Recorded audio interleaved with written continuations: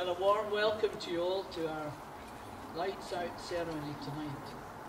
And we're going to begin with a few words from the Deputy Lord Lieutenant, Jamie Gilroy.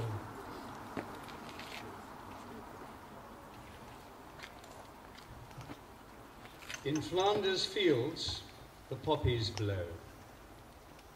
Between the crosses, row on row, that mark our place. And in the sky, the larks, still bravely singing, fly, scarce heard amidst the guns below. We are the dead. Short days ago we lived, felt dawn, saw sunset glow, loved and were loved, and now we lie in Flanders fields. Take up our quarrel with the foe. To you, from failing hands we throw the torch. Be yours to hold it high.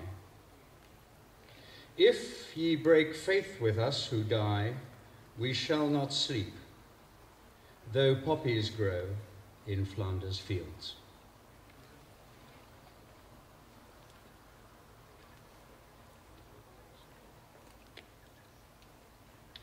We gather tonight under an amazing promise that when we gather in the name of Jesus Christ, He is with us.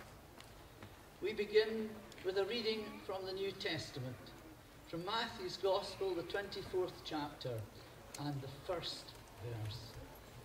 In this passage, Jesus foretells the destruction of the temple in Jerusalem, which occurred 37 years after his death in 70 AD.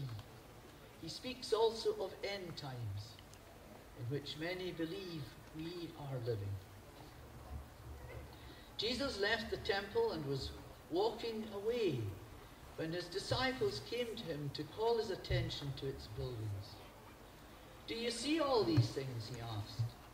Truly I tell you, not one stone here will be left on another. Every one will be thrown down. As Jesus was sitting on the Mount of Olives, the disciples came to him privately. Tell us, they said, when will this happen? And what will be the sign of your coming and of the end of the age? Jesus answered, watch out that no one deceives you, for many will come in my name claiming, I am the Messiah, and will deceive many. You will hear of wars and rumors of wars, but see to it that you are not alarmed. Such things must happen, but the end is still to come. Nation will rise against nation, and kingdom against kingdom.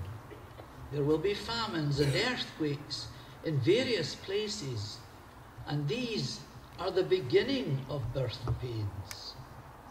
Then you will be handed over to be persecuted and put to death, and you will be hated by all nations because of me.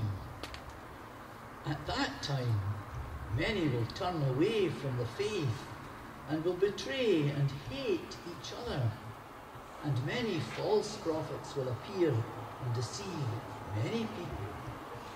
Because of the increase of wickedness, the love of most will grow cold. But the one who stands firm to the end will be saved. And this gospel of the kingdom will be preached in the whole world as testimony to all nations. And then the earth will come to an end.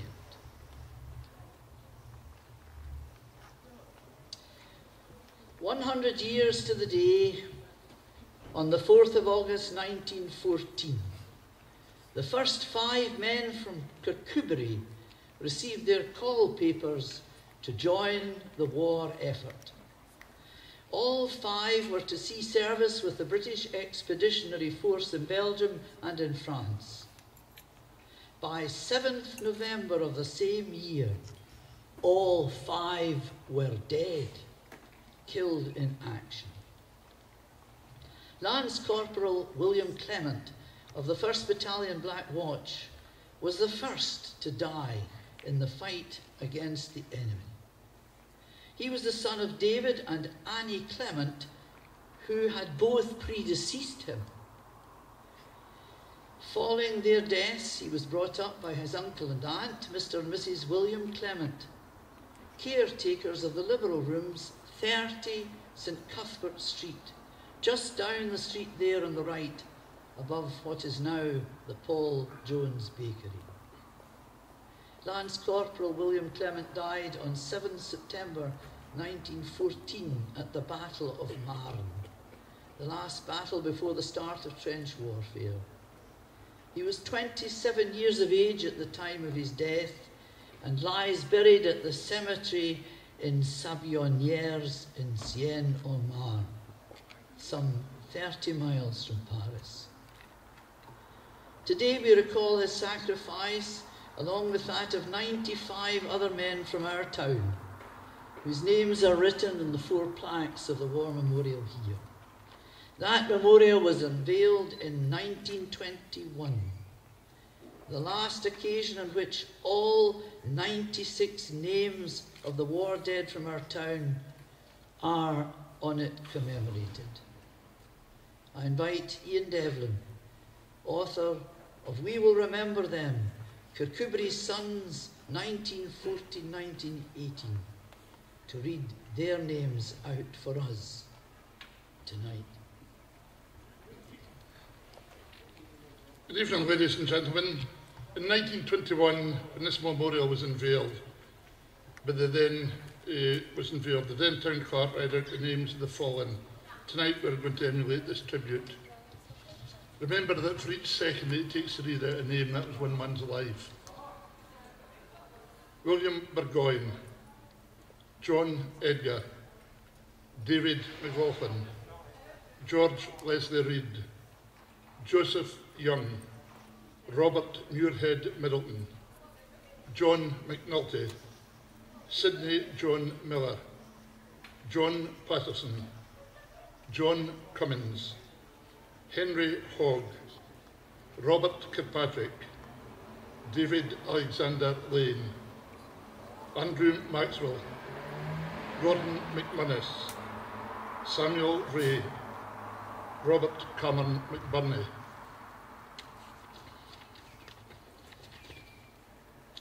Andrew Beattie, Bertram Campbell, James Fraser Muir Campbell, David Geddes, Thomas Hanna, Robert Halliday, Samuel Hutton, David Jameson, John Kim, Matthew McGowan, Peter McNaught, James Angus Bell McAdam, Robert McRobert, William Shannon, James Turnbull, Charles McMillan, Henry Pearce Mackenzie.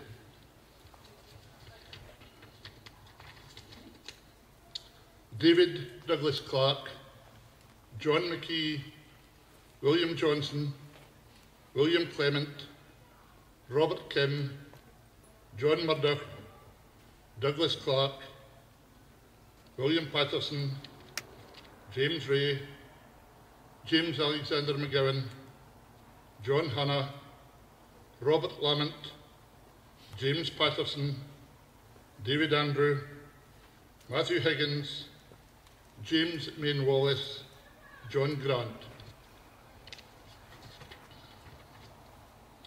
Adam Grant, Francis Patrick Kennedy, Henry McEwen, Hugh Bertram Montgomery, Tom Phillips, Henry Richards, Robert Douglas Clark, Robert Cameron Watson, John Charles Finlayson Ambler, Robert Jackson, Ivy McCutcheon Moreland, John Roxburgh, James Rogers, James McCann, Moses McConnell, Alexander Shields, Thomas Nelson Clark, John Patterson, William McMillan, George Hinchcliffe, William Gibson, Alexander Matheson Graham, William Smith, William John Thompson, James William Turnbull, James White Douglas, Bertie Clark Biggar, William Alexander Graham, John Thompson Gordon, William Branney, Adam Stewart Early, William Hugh McQueen, David Kerr McVinney, William Williamson. John Patterson, William Keenan, William Peter McGill, Robert Stitt, William McCormick, George William McMillan, Francis McQueen, Andrew Hogg, and finally Samuel McBurney.